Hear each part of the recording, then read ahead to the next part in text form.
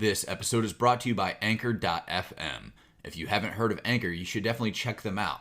It's a super easy tool that anyone can use to create and distribute their podcast. It has everything you need, and you can do it all from your computer or even your phone. Need your podcast cover art? There's a tool. Music and sound effects? They have you covered. Want to record on the fly? It's easy with the app. Now you may be saying to yourself, I already have a podcast. No worries, just create your account, upload, and publish to Spotify, Apple Podcasts, and many more. Looking for some walking around money? Anchor connects you with advertisers who match your brand. It's a one-stop shop for all of your podcasting needs. Download the free Anchor app or go to Anchor.fm to get started. Hi, welcome to BizQuik. I'm Corey. And I'm Julie. And on the phone today, we have Erika Rothenberger. She's located outside of Philadelphia, and she wears a lot of hats, from being a mom to being a wellness entrepreneur to even being a civil engineer. She's going to talk to us today about time blocking and social media management. That's right. You're listening to BizQuik. This is where Julie and Corey provide quick and useful information to small business owners. BizQuik is the podcast where small business owners get to showcase their businesses and receive expert advice and guidance in areas many entrepreneurs struggle with. And you, the listener, get solutions, tips, and tricks on real-world topics that many small business owners face. Julie and Corey are the experts small businesses hire when they need solutions. And the BizQuik podcast is just one way they deliver those solutions. Let's start the show. Hi, guys. So excited to be on today. Thanks for joining us. This is great. It's really, really nice to get a chance to talk to you because you're kind of a Wonder Woman. Sort of do it all, Erika. Let's start with just talking to us about how you approach scheduling out your day or your week or your time. Are you doing it on a day-by-day basis? Do you look at it from a big picture perspective? Well, how do you do it? Yeah, so great question, Julie. I want to say that, time is so valuable. Obviously, we can't go out, we can't buy it, we can't produce it. So we have to really keep it as such a precious commodity. And I try to look at it each day and try to use it to the best extent that I can. And, that isn't always easy, right? Always trying to find that time. But I'll say that a couple of things that have worked really, really well for me is Sunday. I always take at least an hour to look at my entire week. Everything from the kids' football games to when a daycare drop off and pickup's going to be, to when, what dinners we're cooking that week, to when dentist appointments, work has to fit in, my side hustle, all that sort of stuff, and really look at blocking it. And I use a calendar. I use actually just Outlook, and everything gets color coordinated. And I'm able to really lay out my weeks. And as silly as this sounds, my husband and I actually send each other Outlook appointments. And maybe that could include even a date night, but making sure we're making a priority and defending that time. Because I think what happens is time can get eaten up and gobbled so quick from you unless you're really defending that time. So my piece of advice is that if you know that you're a better mom, you show up better in your business, you show up better in aspects of your life, then defend that time. Say hey, listen, if I get that workout in every day, I know I'm going to show up better in that capacity. Find that time. And I have a routine. I think routine really helps us as humans. I love to get up really early in the morning. I typically am up by like 4:30.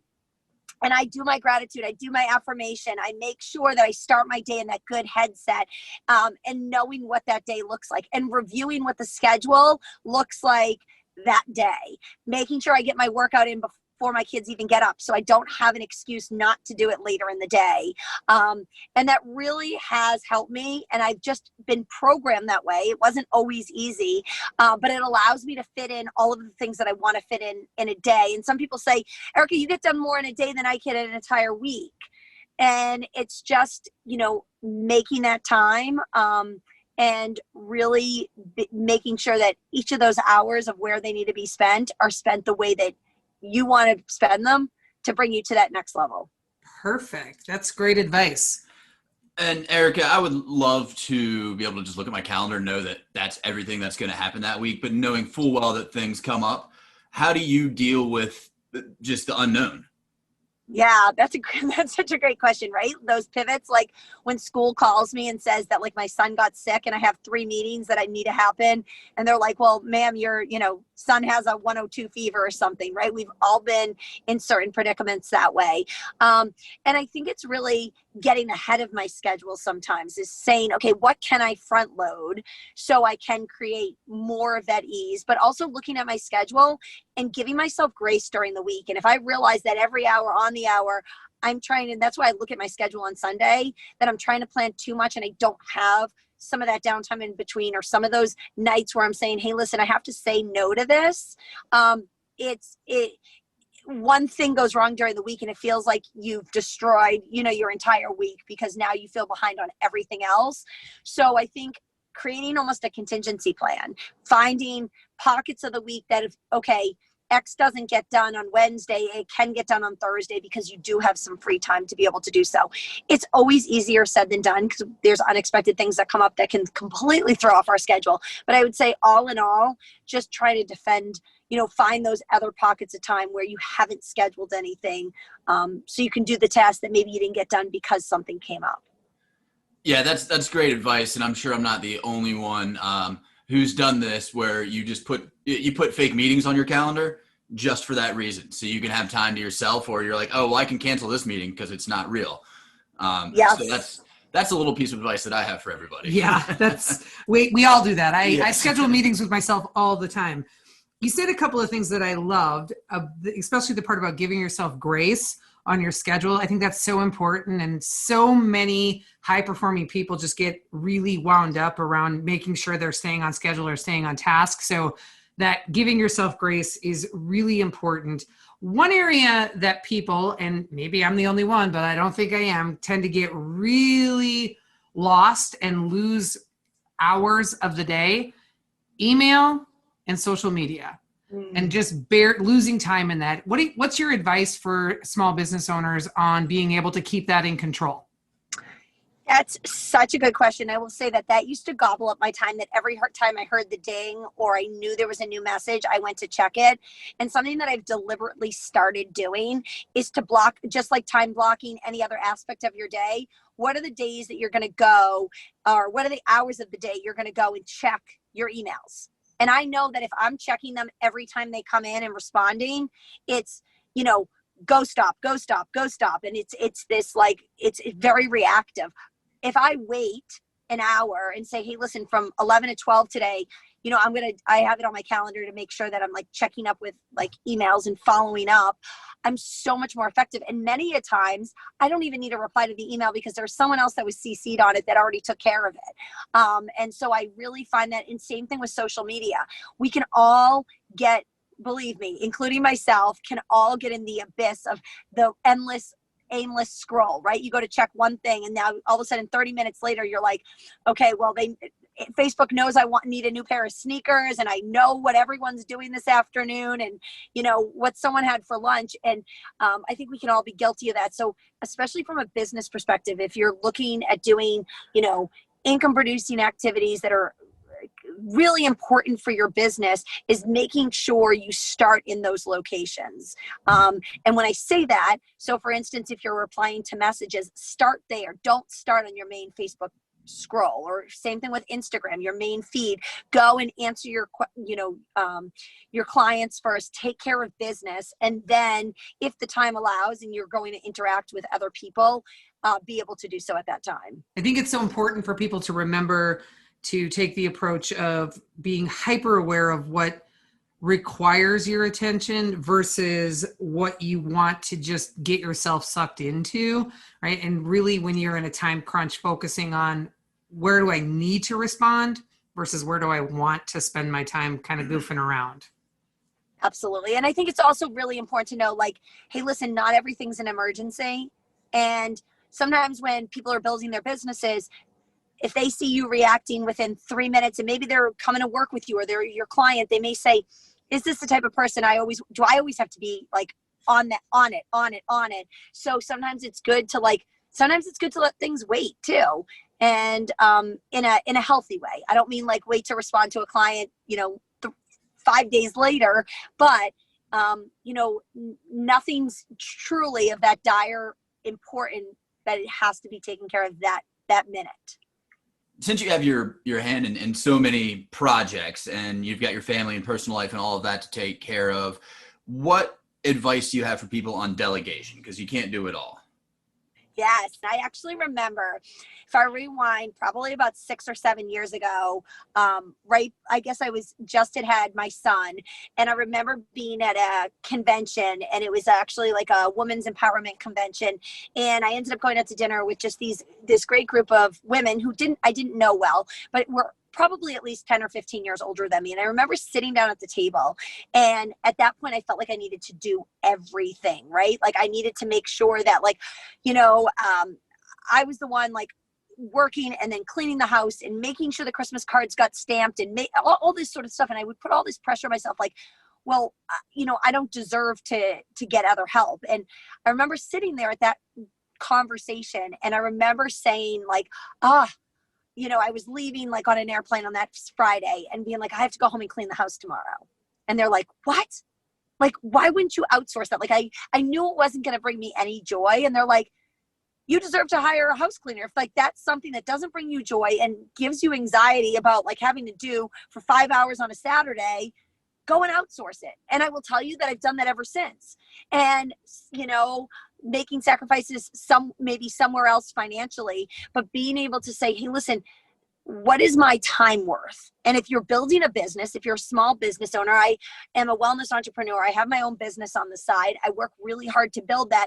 What is my time worth? Working with 2 new clients or cleaning my house? And what am I good at? And what does bring me joy? And trying to really assess that. And I don't mean outsource absolutely everything, but I do think prioritizing and what are the things that you can do? And it maybe is something as simple as like saying, hey, listen, I don't have to bake homemade brownies for the school function. I'm going to buy them. And it may cost me $5 more, but it's going to like save me the stress and like I'm not going to, be able to get it done. Then trying to say, hey, listen, I'm just going to show up like Betty Crocker because it's what I'm supposed to do because it's on Pinterest, right? And I think that's a really important aspect, especially, especially anyone with kids and parents. For small business owners out there, pinching pennies is almost a hobby. So what would you suggest, or how would you advise them to go about determining what their time is worth so that they can estimate, I can then, I can spend this money because I can make more somewhere else?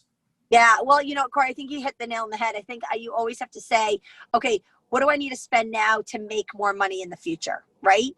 And sometimes that may seem like a big sacrifice, but what is my goal and what am I looking to build? And what is the potential if I can give my small business 5 more hours of devoted income producing activities versus 5 hours doing some things that don't mean as much to me but need to get done, right? And I don't think there's a direct math equation you can do. I don't think there's a direct correlation. I think you really need to think of yourself and say, what are my ultimate goals this year? And how am I going to get there? And if I can spend 5 hours more every single week, is it going to bring me closer or further from that goal? And is it worth the sacrifice of, say, the $100 a week to have something outsourced? Erika, yes. I'm curious. You mentioned not having time to do it all. And so sometimes you'll buy the brownies instead of making them. You are a civil engineer. You have your own side hustle that you work really hard at. You're a mom. You're a wife. You're a friend. Do you ever get mom shamed? Oh, every day. And I think it's like a double-edged sword, right, Julie? Because I think the way that I look at it is, a lot of small business owners or just anyone who's entrepreneurial, they fill their plate with a lot of stuff, right? And I do that a lot. I'm guilty of that, but I also know that's what like propels me in a lot of ways. And it's ironic because sometimes I'm like, am I filling it too full? But at the same point, I know that's what kind of drives me forward. And I think that sometimes, like this morning, perfect case and example, I had to be at a 6:00 a.m. meeting. I wasn't able to put the kids on the bus. I felt bad that, my husband was handling, everything this morning on his own, and he had an 8 o'clock call to handle. And, but also saying, okay, well, where can I help on the back end? Right. Like after this, like making sure like I get to my daughter early for pickup and do this and do that. So I just try to give, again, going back to that whole grace theme, is being like, hey, listen, I'm never going to be perfect. And I'm always going to feel like there's different levels that I have to make sacrifices. But I think a lot of that, showing my kids other things by not always being there for them learning more independence, them realizing that like, my husband was just fine this morning. I mean, I did get a picture of my daughter and her hair. I don't know if it got brushed, but she got to school, like, right. And so in the grand scheme of things, like, you know what, like I noticed that, but I'm like, okay, Erika, be quiet. Do not say anything. Like, you know what I mean? And so, I think it's a give and a take, but I would be lying to you to say that I don't have that mom guilt a lot about different aspects of my life. We wanted to take a quick break to tell you more about SB Pace, the small business consulting company that makes this podcast possible. SB Pace, which stands for Small Business Planning, Advising, Coaching, Expertise, focuses solely on helping small businesses and entrepreneurs. Are you looking to start a small business of your own? SB Pace can get you up and running with a solid foundation that's built to last. Are you an existing small business in a slump or just looking for ways to improve what you do? We can help with that. Are you ready to take your business to the next level? SB Pace is the partner you need. You can find out more about SB Pace and what we have to offer by visiting our website, sbpace.com. I'm sure, and you kind of have to choose your battles, right? You've got your husband helping doing these things. And so to then go back and say, well, did you actually brush her hair? Kind of feels, a little... It might start an argument. Yeah, it might start unnecessarily, because I mean, really, the end of the day, who cares if her hair was brushed? And she's what? She's 4? Yeah, she just turned 4. I mean, I was going to ask why there wasn't a bow in her hair, but then I thought I was really going to I may be sleeping in the doghouse tonight. Let's this is probably a really good place to transition into talking about your social media skills, because your social media skills, I don't know many people who have the ability to get engagement like you do.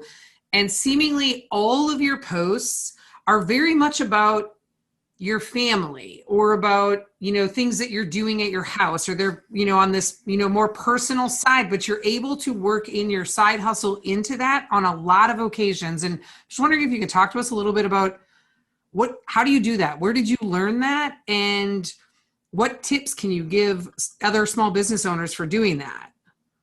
Yeah, that's, I can't say it came naturally, Julie. And I think a lot of us that watch people on social media and watch people, like there's people that I think do it, way better than me. And I watch and I'm like, how does he or she do that? I do think it's like anything else. It comes with practice, right? But I think the most important thing, regardless if you are selling a product, if you're selling consulting services, if you're selling, whatever it is, whatever business that you're in, people are buying your business for you. They want to know you. They want to like you. They want to trust you. And that really needs to come from attraction marketing, and not trying to be attractive, but allowing people to be attracted to you by the good days and the bad days. And I'm not afraid to put on there like that, the broken shoelace syndrome happened today, or I spilt the milk, or my kid went to school with her hair not brushed, or, but also being able to share some of the good stuff too, and be able to weave that in a way that you're also vulnerable and real. And one suggestion that I can give to anyone that does do a lot of things on social media in your business is really start utilizing your stories, right? Because your posts are phenomenal. But your posts on average, I think, and again, please don't quote me on this, get 7% of your viewers actually see your posts. But stories, because not as many people do stories, and now there's reels on Instagram, many more people are seeing that.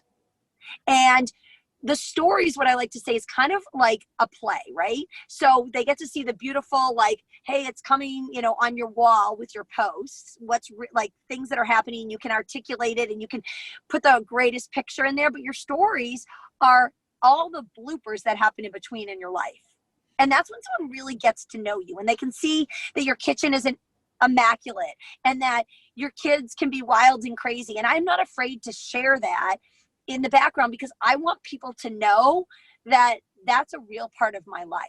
And those are the type of people that I want to attract into my business, that aren't afraid to be vulnerable and real and share that sort of side of it. Where's that sweet spot, though, between being too personal and not personal enough? For instance, sometimes I just want to learn about your product and I could care less about your family. Yep. And I think it's just like anything, having your eggs in different baskets, right? And being able to weave in those different aspects. So, I may decide, 2 or 3 times a week to do a post directly just about my kids, and then 2 or 3 times a week directly about my business, and 2 or 3 times a week, and I can't say, so most of my posts, people are like, do you schedule all your posts? Do you plan them all up front? I don't. I do it what really comes naturally to me. And, because I feel much more authentic doing it that way. But I will say that you don't want to saturate it. When I go on some people's posts or pages, and the last 32 posts they've done is about their cat. I'm not a cat person. And so instantly I'm just like, oh, well, we don't really I don't know if we're going to be able to have any real, not that I don't like people that have cats, nothing against cats. It's just me personally. But if that's all I see on your feed, I'm like, tell me more about yourself. Do you live at the beach? Do you live in the mountains? I think people want to see all aspects of your life. And I'm not saying that you have to get super personal, but being willing to share different aspects of that. For instance, with my wellness business, I'll show people in my stories about my kids and I making a shake after dinner instead of making ice cream. Because that's what we do sometimes. And people are like, cool, I could find something new, but it's not buy me now, sell me now. They're attracted to say, I wonder if my kids would like that, because that would be a much healthier solution. Do you have a goal to take your side hustle and turn it into your permanent hustle, your full-time hustle, or do you want to keep both of them going? That's been a question I ask myself a lot. I have such a passion for both. And I keep waiting for the exact sign of when I will make that transition. And I say when, because I do think that it will happen. But for now, I feel like both of them, I feel like I've actually become more effective in both of them, because it's like anything. I think when you do anything too much, going back to the eggs in one basket, if you put them all in one basket, you can get exhausted. You can overanalyze things. You can think about it to the nth degree. And I think having diversity, especially for my personality, works really well. So people will say, okay, so 1 minute you have a hard hat and steel toe boots on. The next minute you're sitting around a board table. The next minute you're helping someone with their wellness products and, giving them energy and vitality. And the next minute you're a mom. And I'm like, yeah, kind of. Because that's what works well for me right now. But I have the full capacity. I feel so blessed that with my quote unquote side hustle, I'm able to make a 6-figure income every year doing it on the side. And I love showing other entrepreneurs how to do that. Right. And being able to have a diversification of income. My husband and I have always been a big proponent of that. We both work full time. We have real estate. We do, the wellness business. We have a lot of different ways of revenue. And what I love about that is that if any point one of those capacities or one of those facets doesn't bring us joy anymore, it doesn't fulfill us, we can walk away from it and have other areas that it's coming in.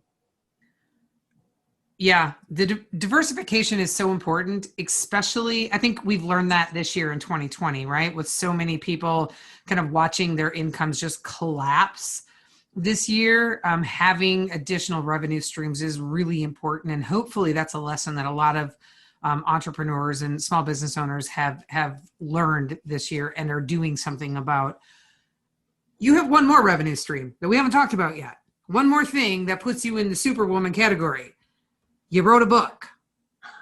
Let's talk about that. Yeah.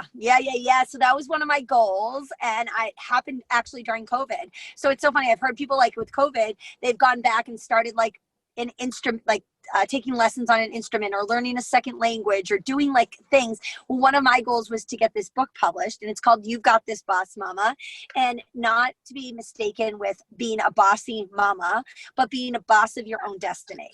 Because I can be known as bossy. So I don't take offense if anyone ever calls me that.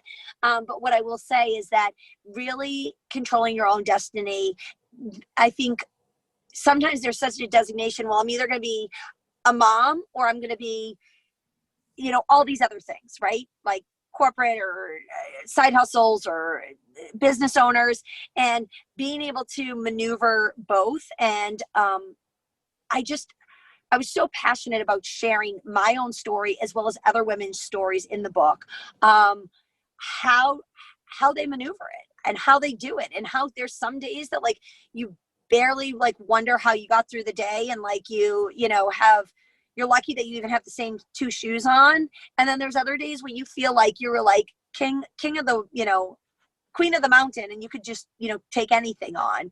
And just reminding again, I think woven throughout that book is that all of our journeys look different, right? All of what we want our ultimate destiny to look like and how we're getting from point A to B isn't always easy. It's messy.